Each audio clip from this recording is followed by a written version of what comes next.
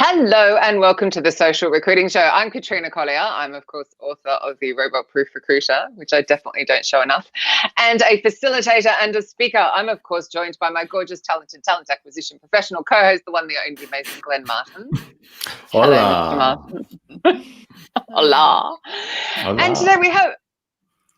Okay. He's freaking me out today. Today we have another talented talent acquisition professional. I do love saying that so much.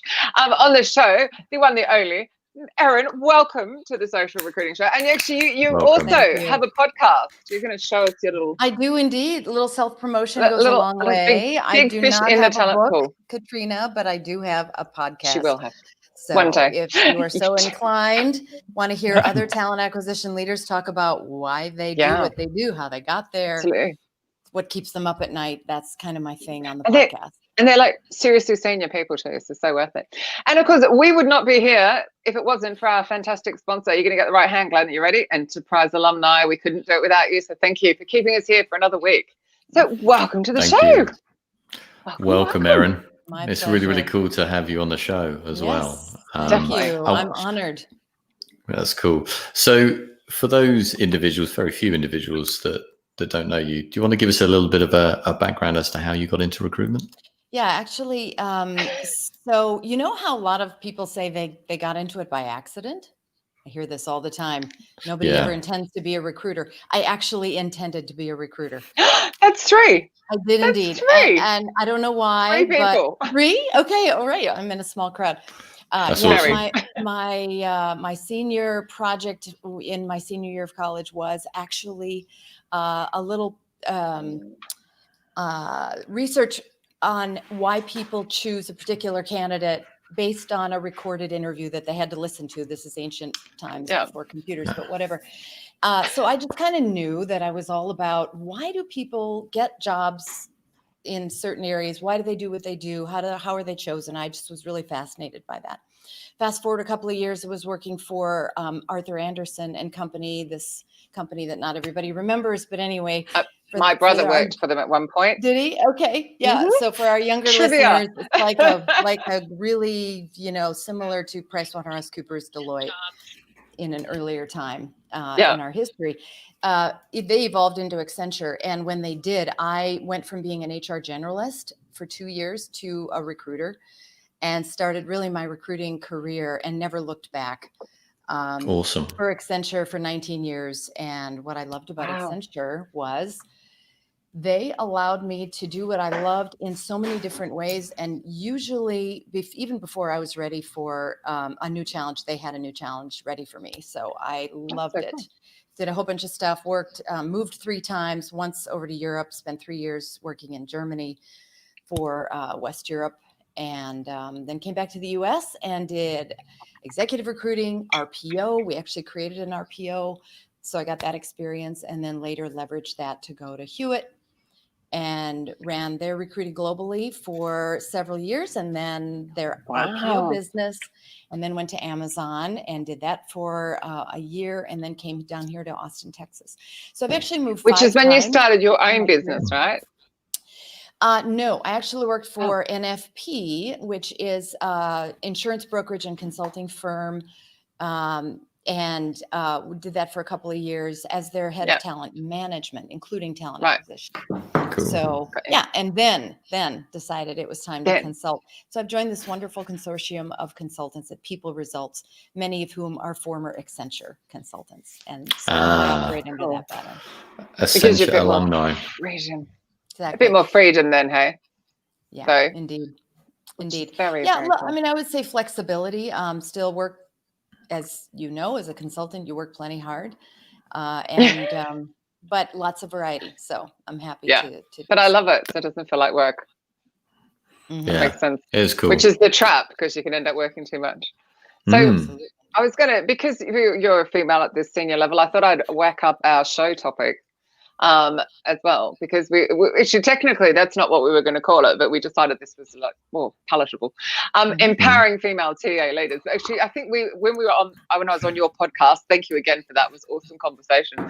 We were talking about women getting out of their own way, how we kind of, as you know, when we get to these senior roles, we get in our own way. So I'm looking forward to hearing your thoughts on that. And as ever, anyone who's listening, please feel free to pepper us with comments and questions. We love to make this interactive. So I can definitely see quite a few people there already. Yeah. So could I just throw in a question straight away for the male contingent here watching? What do you mean by empowering fellow female TA leaders? What are we talking about here more broadly? Well, so what Katrina and I had talked about, which sort of spurred this conversation, has more to do with how women, in many cases, I think, underestimate themselves and their own capabilities more, maybe even than men underestimate them. And so we have a tendency to get in our own way. So this is not a men versus women thing, at least not from my perspective.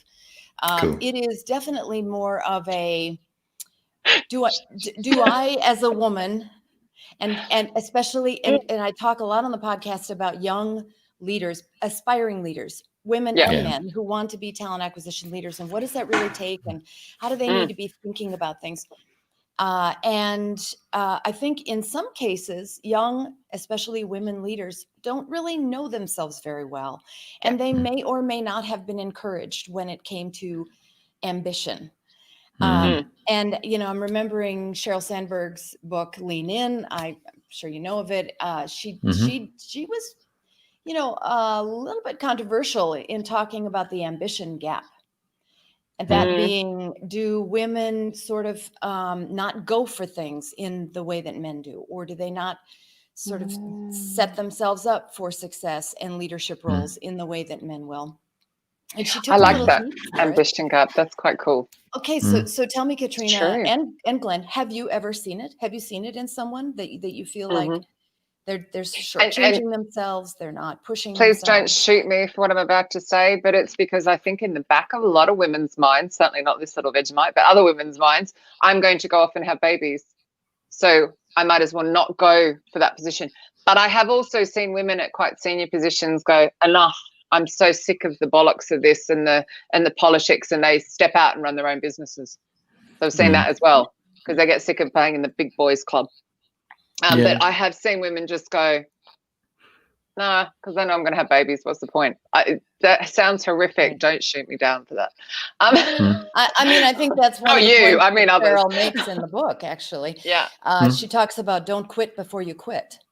And, you know, she had a young woman come to her and say, well, I think I'm going to have kids in a couple of years, so I want to know what I should, you know, how I should set up my career. And Cheryl's like, well, are you engaged? Like, do you have no, I'm just, you know, planning on it. Okay, well, don't quit before you quit. Like, just, you know, lean in, essentially. Glenn, what about you? Have you ever seen it? The ambition gap? I think for me, it's through kind of interacting with individuals that are looking for new opportunities. And you do find that there is a different mindset, I think, sometimes between male and female kind of individuals looking for that job opportunity. And not in a patronizing way, but I think you do find yourself kind of helping them to kind of validate their value, which, you know, that can happen in male applicants as well. But I have seen it, and I do, you know, well, I champion anybody that effectively I work with. But yes, so to answer your question, I'm trying to be delicate here, because I think it's something that I've seen, but sometimes I wouldn't necessarily say to that person, oh, I think you're undervaluing yourself. It's about encouraging them to be quite forthright around their skills and experience. There's some good comments here. So Debbie, hello Debbie. It's difficult to be the only in the room. So not every woman is up to the challenge. I think you missed the word female. It is difficult to be the only female in the room. That's so true. Not every woman is up to the challenge. And another one here from Yolanda.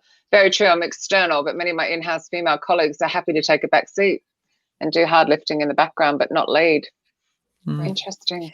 Yeah, and I think some of that, well, all of it has to do with the confidence that I have in my ability to show up well, and comfort with ambiguity, risk tolerance. You know, a lot of those tend to come more naturally for men. They tend to be more comfortable with risk. They tend to apply to a job where they're 70%. They have 70% of the criteria, as opposed to a woman who, and this is documented in research. It is. Women will feel they need to have 90+% of the criteria nailed before they apply for a job. So, but you know, more to the point of beyond applying for a job, it's how am I mentored? How am I sponsored? Which is different from mentorship, right? So if you're in a corporate organization that has some sort of a lattice or a ladder, and you feel you have advocacy from someone in a position to represent you, your tendency to take a risk is going to be much greater. It can go up, yeah.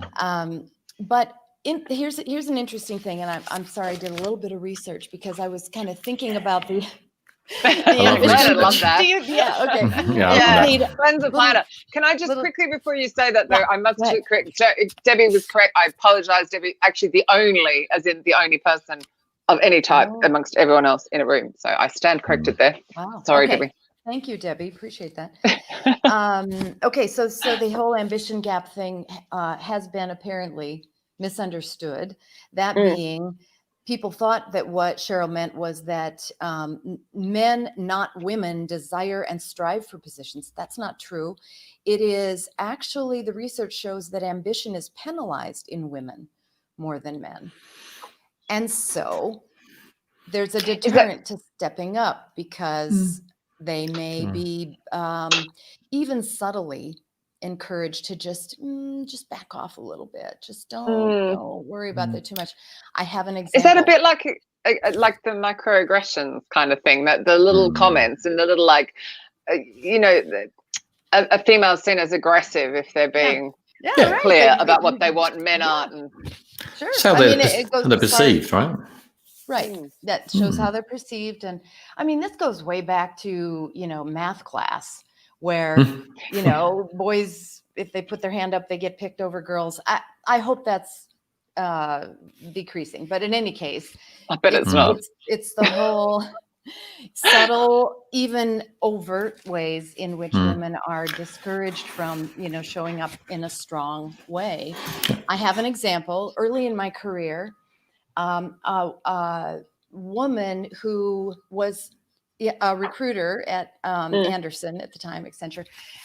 She and I had a sort of a dinner. It was a little bit of an informal mentoring session. She was very kind to me, talked to me a little bit about where I want to go with my career, and then gave me a few suggestions. And one of the suggestions was it might make sense for you to figure out who the influencers are in your office. So that back then it was organized by offices. She was in a different one. I was in the one I was in. And she said, in your office, figure out which of the influencers might have a say when it comes time to promotion, and invite that person to lunch and see if you can, you know, just be a little bit bold about the fact that you hope to get promoted and you wonder what it will take.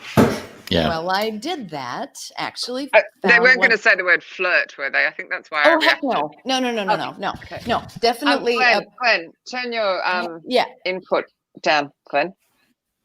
Sorry. Yeah. He's using a new mic and it's like, he just moves and it's like, well, I can't hear Erin. Sorry. That's right. We're having the same issue I had one week where it was like dreadful. Sorry. Right. So you had lunch with this person. Yeah, I did. I invited this more senior person, a partner in the office, to lunch because I knew that he had influence over some of the decisions that would be made for those of us who were not consultants, but serving the internal. And it was a professional lunch. I, talked to him about my ambition, blah, blah, blah. About a week later, one of the other senior people in the office said, "Hey, did you invite so-and-so to lunch to tell him you wanted to get promoted? What's up with that?" And it blindsided me because my intention was pure. I was actually acting upon some advice that I had received. So I thought I was like doing the right thing in the right way. And so this other person felt they were more influential and they would speak on my behalf, but they had never told me that. And I felt that I needed to advocate for myself. So I don't know if that would have happened to a man. I'm guessing it wouldn't have. I'm guessing nobody would have gone to a man and said, "Now, hang on, how come you went and had lunch with that person to ask him to support you in a promotion?" Okay, listen. Yeah. not blaming anybody, but that was a very early message to me that don't be too bold. Don't break out and ask those kinds of things. Just let it be careful happen. who you trust, because you don't know what's going to come back on you, and it's all office politics. Right. Or trust me, I've got, just let it happen. Don't be, don't be that person who's speaking up for yourself. Yeah. I don't actually think it works that way. I think you need to be bold. You need to be confident. And when you encounter those things, upon reflection, at the time I was shocked and sad and I felt really bad about it. But I realized, that's actually not okay. And I'm going to let it pass, but I need to still speak up for myself. So, yeah. Do you think that there is that can be tough? Yeah. Do you think that, certainly within the workplace, rightly or wrongly, there is still kind of male unconscious bias in terms of how they perceive women as equals, as opposed to, some sort of calibration that makes them feel like they can have that type of conversation with you, which, my question would always be, the conversation you're about to have, could you equally have that with a male and female colleague? If the answer is no, then clearly there's some, some imbalance in the way that you're approaching people, because it should be a situation where, you should feel like the conversation is fair in both contexts. And it sounds, with respect, that conversation sounds incredibly patronizing. And it just it was years ago, and it's not my only example, but it was years ago. And I'd like to think we have progressed. In fact, I think we definitely have in many, many ways.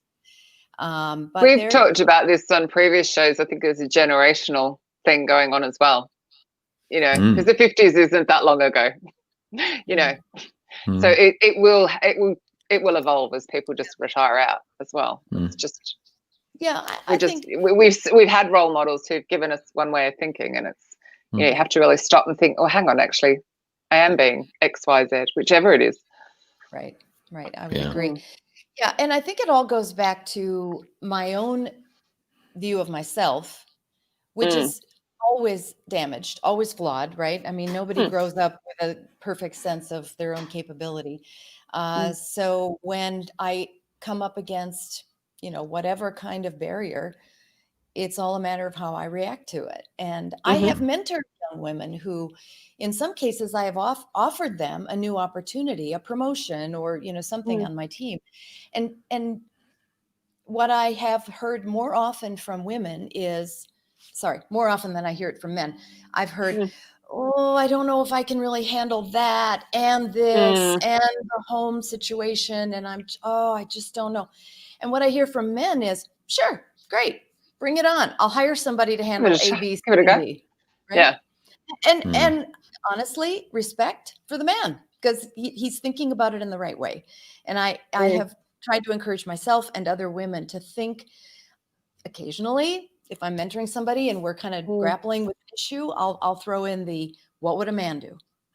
Sometimes that helps clarity, in terms of getting out of my own way, not overthinking things, Do you think women tend to be a bit more like people pleasers? So to give an example, one of the girls in my mastermind pod, amazing. She's a brilliant recruiter. And I set them the task to interrupt people. And she's incredibly like, I can't do that. And I'm going, but what if it's somebody that's completely dominating the conversation, I was thinking, man, taking it off pace, going off, shouldn't you interrupt and bring it back and add some? And it was like, she was incredibly uncomfortable. She said, I'm a people pleaser. And it was like, we're grossly generalizing here. Okay, guys, again. Right. Do you think maybe more so women do that, and that's some of the issue for not speaking up? Absolutely. And we're taught to do that. And, being collaborative and being respectful is not a bad thing. So I'm definitely not the one who's going to say, interrupt people. But I think it was Madeleine Albright who once said, what's the most important thing you've ever learned in your career? She said, interrupt. So, because if you're both trying to talk at the same time, you watch the female stop talking and the man continue. Sorry, Glenn, we're not talking about you, obviously. Well, I was just going to say. I'm just saying, like, and I would just keep talking because I'm just obnoxious. Sorry, Glenn, we're not talking about you, darling. No, I know that. I know. I just think you say people pleaser. I just say high levels of EQ, because I think, that's somebody that's sensitive to the room, sensitive to everybody having a voice, and not an individual that's going to want to dominate. And even if there is somebody quite dominant in that conversation, it's you're giving them a platform. You're being respectful. But yeah, I agree with you, Katrina. I think that there is a point you can comfortably, respectfully challenge that voice, and Give rather than someone calling it interrupt, time. which interrupting sounds like quite negative, I would say you're just respectfully challenging the time they're taking from the collective. Yeah. It's just about framing it differently, because it's not a negative thing. Debbie's back again. I tell people to channel their inner Beyonce. I love that. Yes, Debbie. Yes, Debbie. Yes, indeed. So, yeah, and perhaps. Sorry, go ahead. Oh, go ahead. I was just going to say. I'll just wait for you to ask. We're doing so EQ here, and no one's talking. Yeah. Over to you, Erin. Well, so there's a sort of an identification of the issue here, right? So it's the whole confidence thing. It's having a plan for your career. It's knowing what you want, and then kind of marshaling that comfort with ambiguity, risk tolerance, and especially some women need help getting over that. And so I definitely encourage, find a mentor, find a counselor, find a, whoever. Assuming that you want to get out of your own way, and push down that imposter that's shouting at you that you shouldn't be successful, that you shouldn't make a lot of money, that you shouldn't, do well, that you shouldn't lead a team, including a bunch of men, that you shouldn't be in the same room where it happens. That imposter needs to go away. And then there's another way in which I'm aware that we need to get out of our own ways. I mentioned earlier the example of women kind of feeling like, oh, I don't know if I can handle this, that, and this and that, and so I'm going to pass on the promotion. There's another way I personally got in my own way earlier in my career. And quick story, I was interviewing for a promotion, so an internal move, and they gave it to me, but they didn't give me the whole job. They kind of held back part of it. So they said, we want you to lead talent acquisition for this geography, but we're going to give the recruitment marketing to somebody else. And I said, well, hang on, how does that work? And I had one of the interviewers, actually, not the decision maker, but one of the interviewers that did me the service of having a coffee with me and counseling me on my approach to interview, which was, he said, you kept saying, I. You kept saying, I'll do this, I'll do that, I'll do this. And he said, the thing is, you're thinking like a manager, not like a leader. A leader will say we, a leader will come with ideas about external agencies and consultant resources and team members and delegation. And you weren't saying that. So he said, I personally didn't support you for the entire role because you weren't ready to be a leader. You're ready to be a manager, but not a leader. And it cut deep at the time because I felt misunderstood. But the truth is, it was the best thing that ever happened. It was the best thing that ever happened. And I have listened to that feedback time and time again in my head and realized he was right. He was spot on. And he had a perspective that I didn't have. And, I'm grateful. And I probably would have failed in the role if I'd been given the whole role, because I would have, tried to be Superwoman. So, sometimes it's a matter of... But in a way, was this your first management role that you were going for? Oh, okay. No, right. It's a bigger management role, bigger remit. Got you. Yeah, so I've already people, but yeah. Yeah, a few things. Rashad, yes, this is live. Summer has a great comment here. Great topic. So how do you see this playing out as it relates to recruiting? Mind you, that was the example with talent acquisition. Do you see it more so in recruiting? Actually, there's two different sides to recruiting, isn't there? Because there's far more men on the agency side, and then that's more balanced with male, female on the inside. Yeah. Do you see specific recruiting examples? Mind you, your whole career is talent acquisition, isn't it? So. I mean, certainly my whole career has been talent acquisition. Is just my chosen profession, and Jerry Crispin and I had a conversation not too long ago about how many recruiters are women and how few recruiting leaders are women. It tends to be the men who sort of rise to the top. And he challenged me on that. He said, I think you need to go and look at the list. And there's no list anywhere, but I appreciated his challenging. There probably is, and Jerry's probably got a little black book with him. Oh yeah, I'm very sure of that. I'm very sure with their direct dials and all, like. So I started to compile a list, and many of these women have been on my podcast. So that's a little bit of my own, shout out to not only the men who have done great things in talent acquisition, but the women. Yep. I'll give you a couple of names: Amy Goldfinger at Walmart, Carly Sanchez at Wells Fargo, Marinda Kalinowski at Facebook, Danielle Monahan at Uber, Susan Harker, now retired from Amazon. She was there when I was there. Tremendous leader. And can stand up to Jeff Bezos, by the way. That's something to see. Jennifer Carpenter at IBM. She was formerly Accenture and then Delta. You just said Uber, didn't you?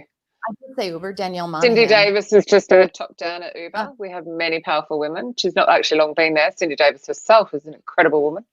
Right. Cindy, should I get you on the podcast? Yeah. Gotcha. Awesome. Cindy's awesome. Marina Lvovich at Honeywell, who interestingly is an immigrant. She actually grew up in Belarus, of all places, and emigrated eventually to the U.S. She does a fantastic job at Honeywell. Sylvette Sawyer at Jewel Labs. She was formerly at The Gap for many years. Taryn Owen at Lots of them. Scout. Yeah, I mean, I could go on. I mean, there's very powerful women in big organizations, and they're doing great work. And talent acquisition is business critical function. It's not a sideline. It's exactly what all these organizations need in order to function. So, I think that's something to be proud of. So we're getting there, but I think there's still a bit of a gap in terms of women sort of having the confidence to move from that recruiter role to that recruiting leader role and really, take the risk. And I think also Cindy's just like writing you a list here. I'll have to get them off the comments because it's really silly. Otherwise, you have to watch the entire show back. To get them, I will get them out of the comments for you. Cindy, but I used to work with Hewitt, I think, is your diversity director, if I'm not mistaken. She's awesome. So anyway, just shout out to Uber. I think one thing I found with a couple of people I'm mentoring, I mean, we only can mentor so many, but I do think as leaders in talent acquisition and female leaders that we do need to make sure that we are, mentoring women where we can, like you were saying. But I love it where I see examples of some of the heads of TA. So Simon Hulkyard is springing to mind as somebody who I wanted to book him to speak. He said, no, I would rather use this female in my team to speak. And he was like, I want to push the team up. And that was like really cool as well. And sometimes we don't see that enough. Yeah. I need to work out who this comment's from. Sorry, sometimes the comments don't work properly. So annoying. Right. Can we talk about negotiation for a minute? Yes. So women don't ask. Be better at that, women don't negotiate in many cases. I have seen this. So this would be an example of how this plays out in recruiting. In my various roles of leading recruiting and being a headhunter for a little while. I mean, I'll just tell you, men ask. They will push for especially when it gets down to the offer stage. The company wants the person. So it all basically plays out right there. And I have seen the most extreme example I've seen is, I won't mention any names or companies, but sorry. Joking. This one really, I mean, I had been doing recruiting a long time, and this one shocked me in kind of a good way, actually. So there was a gentleman being actually quite a slate of candidates, but the successful candidate happened to be a man, and a very, very senior role, not CEO, but close. And not only did he push very, very, very hard for a significant increase in the compensation, that being the base salary, the bonus, and then the equity. We'll talk about equity in a minute. But each of those separately. So we went base, and resolved it. Then they brought the bonus, and then the equity, and there was a lawyer, by the way, involved in this whole thing, in addition to the person negotiating. Wow. So I was talking to the lawyer, I was talking to the person themselves, and then he had the temerity when everything was said and done, he wanted us, the company that I was representing, to pay for the lawyer's fees for his negotiation. Oh my God. And I thought, I mean, at the beginning, I was a little taken aback. And then I was like, man, that guy's smart. Good for him. Honestly. I mean, no woman I know would ever have the temerity to do that. And why not? Right? Because I would be worried you'd be withdrawing the offer. Oh, she's being too picky. She wants the world, blah, blah, blah. And I would be, in the back of my mind the whole time, I'd be like, if I push too hard, they'll withdraw the offer. Okay. So that's a realistic fear. And apparently the gentleman had no fear with regard to that. Wow. I went to the CEO. He said, yep, pay for the lawyer. So I think, oh my God. That's amazing. Well, he wanted the talent. So come on, folks. You know, talent is. I hope to goodness he made that company bucket loads. I've been trying to work out who this is. Every so often LinkedIn does this and I can't see who it is. I think it's Rashad. My observation has been the opposite. I found most of the environments that I've been in have had primarily female leadership, at least in internal corporate. Yet in the staffing it is, majority male, which is quite interesting. Okay. So there you go. Cindy agrees with me. What? I hope you cut him loose. Seems like a problem child. Cindy. Okay. And my point is, I'm not encouraging everyone to go get a lawyer to negotiate and pay for it. I'm simply saying, have a little boldness. You know, go for what you want, know what you want, and maybe a little more realistic way to advise, especially women. Always ask for equity. You might not get it, but always ask for it, because that's where real wealth creation comes from. And so often found in recruiting, men ask for equity, women don't. So there's a gap right there. Number 2, set expectations early. So if you are being considered for an opportunity, and they start to talk about, you know, what kind of compensation are you looking for? You know, what do we need to do in order to make this interesting to you? If equity is important to you, which it is to many people, or should be, I think, say it early. Say, well, I've got to have a certain amount of base and bonus, but it's really equity that's important to me. So you're already sowing seeds in the recruiter's mind of what they need to do to get you. And again, I found that more often men think of that than women. And if you start to, you know, kind of talk about it early, you're more likely to get it. And then have in mind. That's more of a US thing as well. Glenn, any thoughts on that? Is it more a US thing to ask for equity? Oh, we went here in the startup space, so I bet people in the startup space ask for it. Yeah, I mean, it's pretty standard in startup and scale-up space, to be fair. To Erin's point, though, getting it as part of the conversation at the very beginning and not putting it as, oh, that's part of the benefits package. It's base salary, equity, and benefits package. So those 3 things you talk about in kind of separation, because otherwise, if you start talking about it as an overall benefit, you know, in the mind perhaps of the recruiter, it starts to sort of, there's no value to it, so they focus on the sort of base salary. Well, also then the recruiter knows that they need to go get it for you, as opposed to it being an 11th hour thing where they say, oh, well, we have an employee stock purchase program. That's not what I'm talking about. I'm talking about RSUs, and I want them granted. And of course, there's a vesting period that never comes immediately, but you know, and I don't think this is even relegated just to senior level hires. So even if you're not a senior person, you can still ask for equity, a small amount of equity, because it matters. And it shows that you want to have some skin in the game as well, because it's long-term incentive, obviously. Yeah, it shows you want the company to succeed, doesn't it? But I love it. That really just goes back to ask for it, which is what you were saying. Yeah. Sorry, Glenn. Well, I was just going to say, to Erin's point, know what your value is. Know what you want. Do your research before you have a conversation. And possibly in any negotiation, male or female, any type of negotiation, if you ask the question, okay, what are you offering? Immediately, you're on the back foot because you're allowing that individual in that business to determine, you know, kind of what the value of the base salary is going to be. Yeah. And I've been in, you know, a number of conversations with male and females, and the individuals that really do well are the ones that know exactly what they want. Yes, I'm on this, and I'm happy to be transparent about it. This is what I'm looking for, and this is why. Yeah, I think that's exactly right. And it may not even be monetary. I'm not saying it has to all be about the money. Maybe flexibility is very important to you. Maybe travel is really important to you to do or not to do. I mean, you know, just know yourself and know what's important to you and ask for it up front. And you'd be surprised. I mean, we're recruiters, right? We know this. People ask for stuff and you try and get it for them.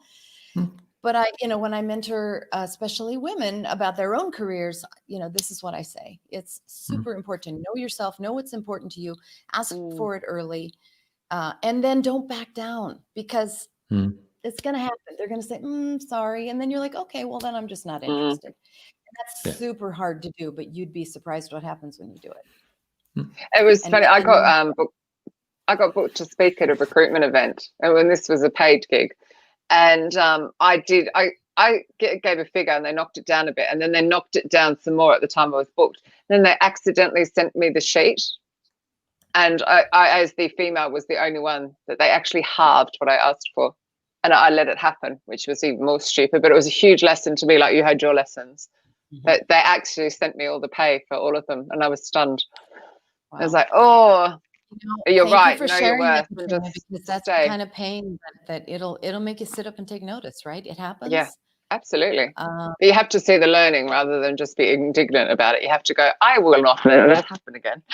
So I will definitely not let that happen again. You have to ask for what you need and stick with it, because you have value, you have merit. It's the reason they approached you. Indeed. So, you know, I other than that, I don't have any, you know, pat answers. I think. Well, there's a question here, though. Oh, sorry. Sorry, I'm being really rude and interrupting.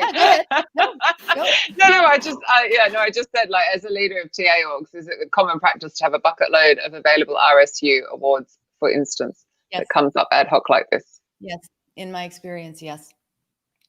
And there's more in the well than you know. Yeah, I mean, depending on the second time I've heard that this week. Really? And somebody else was talking about that. There's always more. Like, even when they say there's no budget available, there is always more available. So don't. Right roles. This was a female who'd been told this by a man. Also, a HR leader. Yeah, I learned this from one leader in particular that I worked for, Tracy Keogh, who's now in charge of all of HR for HP. But I had the good fortune to work for her at Hewitt when she was really kind of reforming everything in HR, and came to it with a Harvard business lens. So she's got an MBA from Harvard. And Tracy had a really unique style, has a really unique style of, well, she's just wicked smart, first of all. So she can go toe to toe with all the McKinsey guys all day long. And yet has this really genteel kind of happy disposition. So you never feel threatened by her. But, you know, Tracy she just had a way of kind of making things happen. And she just knew that there was a bucket that we can access. And so if it's important enough, we'll figure out how to get it done. And so she taught me a lot about that sort of world of abundance versus a world of scarcity approach. I find it fascinating. I've heard that twice this week. I feel like I'm personally being told this. Who else? I miss. The HR leader I mentioned. Yeah, so I'll tell you who later. I just don't want to name in case of that awkward thing of like, should I? Summer, I have heard that women negotiate for others better than they do for themselves. That said, do female recruiters advocate for their candidates' offers more than men? My earlier question regarding how this plays out in recruiting was more along those lines. There you go. Oh, that's interesting. Glenn, I'm curious what you think about in terms of advocating for male or female individuals. No, but do we, as female negotiators of candidate salaries, do we go harder than men? For their candidates. Yeah, advocate for their candidates offers more than men. Interesting.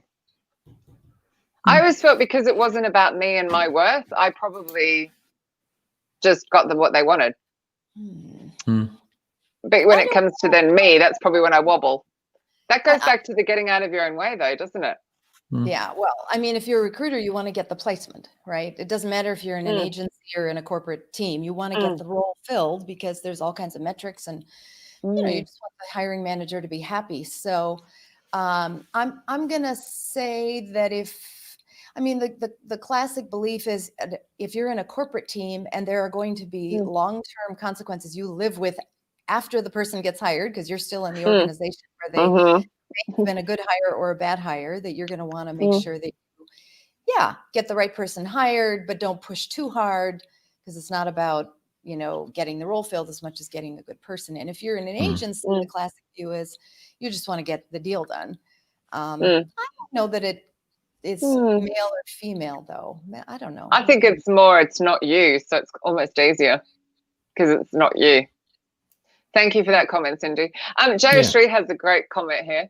How to deal with hiring managers' attitudes. So Jayashree is in India, admittedly, so again, culturally, wow, a huge difference. So how to deal with hiring managers' attitude when you're hiring for a male-dominated industry role and you're the female TA. Any top tips? That's a real get out of your own way one, isn't it?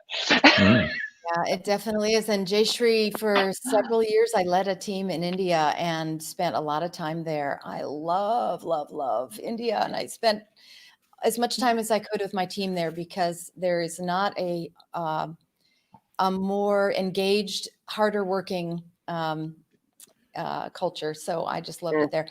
Anyway, what was the question again? Oh, sorry. That's all right. It's just moved up. Here we go. So how to deal with hiring managers' attitude when you're hiring for male-dominated industries role and you're the female TA. Oh, hang on. Sorry, there's a bit more too. E.g. building materials or hard engineering. So so in other words, male-dominated. Yeah. Right. I think loads of women have this happen. Yeah, no, I think it doesn't matter where you are, especially in high tech, in manufacturing, in cloud. I mean, you know, it's very male dominated. So it's really a matter of knowing your stuff. You know, in my experience, you get a lot further if you do your homework, know your stuff, and then you can just be more confident in the candidates that you're presenting, in the opportunities you're presenting to candidates. And that doesn't happen immediately. You need experience, and you need to make mistakes, and you need some battle scars. So I don't know, self-compassion, maybe, you know, be nice to yourself. That was so funny, because I was just thinking mistakes are okay. You just learn from them and don't do them again. Mistakes 4 or 5 times are the silly, you know, the same one. But yeah, absolutely, self-compassion. Don't beat yourself up. No. It's really important if you're in it for the long term, and if you're willing, you know. Yeah, Jayashree is awesome. She really is awesome. We're running out of time. Why does this go so fast every time?